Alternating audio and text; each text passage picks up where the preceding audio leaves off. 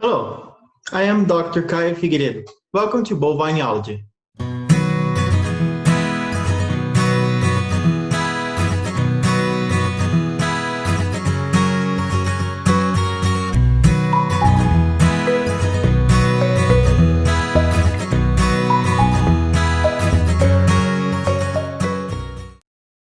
Hello, how are you? So last week, we finalized metritis and we talked about how fertility outcomes change across groups that have metritis and groups that do not have metritis. We also talked about how metritis is associated with detrimental impacts to uterine health. And last week, it was measured through the occurrence of purulent vaginal discharge and cytological endometritis. And these are the two diseases that we're going to talk today. So I realized that the two past videos were a little bit longer than expected. It took between 10 and 12 minutes. I'm going to try to keep it shorter from this video on. So I'm going to share my screen, and then we're going to go back to talking about the vaginal discharge scoring. And here we have that old famous 1 to 5 scale. So 1, clear mucus; 2, free flax of pus; 3, it has less than 50% of pus; 4, it has equal more 50% of pus in the content; and 5, metritis, watery, fetid, reddish, and brownish. Why am I coming back to this? Because we're going to use the same scoring to diagnose other diseases. All right? So first, let's talk about endometritis. So studies that were published in 2002 evaluated the effect of endometritis to fertility. So animals were divided into animals with metritis and animals without metritis. And it was done based on vaginal discharge. So again, with that score, the vaginal discharge equal or more than 3 was considered endometritis past.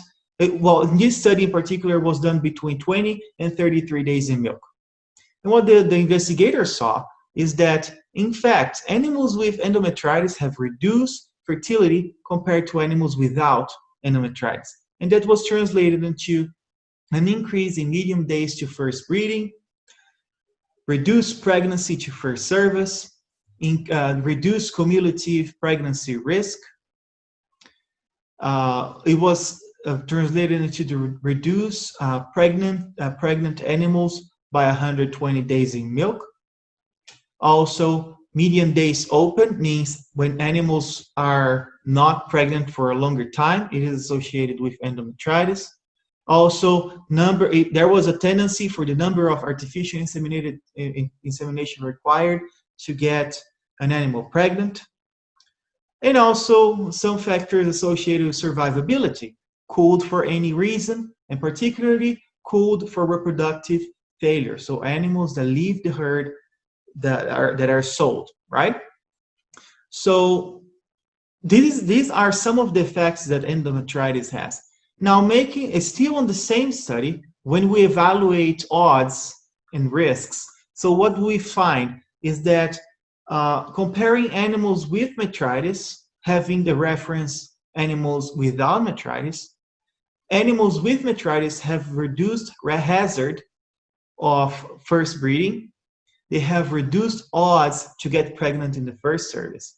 They have reduced pregnancy rate. There is a tendency for a greater number of artificial inseminations, and they are 73% more likely to be cooled for reproductive failure. So this table, the second table, corresponds really well with the first table, right? So here we have defined that endometritis is prejudicial is detrimental to fertility and also survivability for dairy cows. Later on in 2010, another study evaluated different methods of diagnosing endometritis that does not simply correspond to evaluation of the vaginal discharge.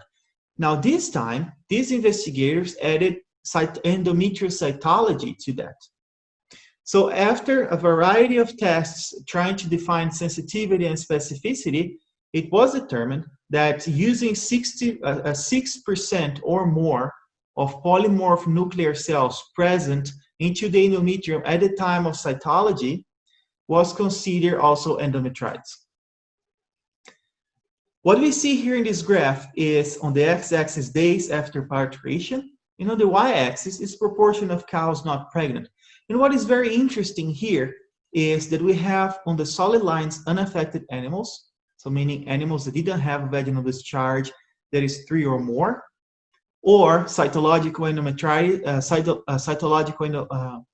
endometrial cytologies containing equal more than 6% of polymorph nuclear cells. Here we have cytological endometritis only. It means that animals had a vaginal discharge 2 or less, but had at least 6% of polymorph nuclear cells present in the endometrium. Clinical endometritis only. It means that animals had a vaginal discharge of 3 or more, but the proportion of the percentage of polymorph nuclear cells was below 6%. And finally, animals that have both 6% presence of polymorph nuclear cells and a vaginal discharge equal or more than 3. And then what was observed is that the animals with both conditions had even worsened fertility compared to animals that only had one. So this raised the hypothesis that perhaps these are two different manifestations and they are not necessarily correlated, right? So after this, a model was created in order to differentiate that. So remember the last video I talked about purulent vaginal discharge and cytological endometritis. So in this research proposed different models.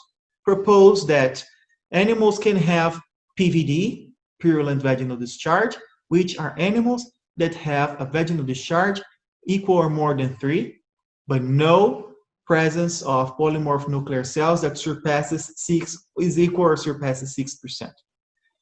Only now, cytological is animals that do not have a vaginal discharge 3, but they have the presence of 6% polymorph nuclear cells in endometrial, and animals that have both. So this would be polymorph purulent vaginal discharge now. This would be considered cytological endometritis or subclinical endometritis. And then this group, both would be considered clinical endometritis. So this is what this study proposed. So it's very interesting to see how the transition period is very challenging to an animal, and it's very interesting to see how one disease connects to the other like a domino effect. So we saw that there are multiple risk factors for metritis. We saw retained fetal membranes, dystocia, basically either factors that are going to facilitate the introduction of bacteria into the uterus or are going to reduce the capacity of the immune system to fight pathogens, avoid, resist pathogens. And then we see that animals that have metritis, they also have increased chance of having other uterine diseases. So for the next video, we're going to start talking about estrus detection. We're going to switch gears a little bit. And then in the future, very soon, I'm going to go to the farm and I'm going to show you how to use that tool, the alternative tool that does not require rectal palpation, how to do the vaginal discharge evaluation. And then we're going to speculate on a couple of things that we can do on the farm to try to reduce the incidence of metritis.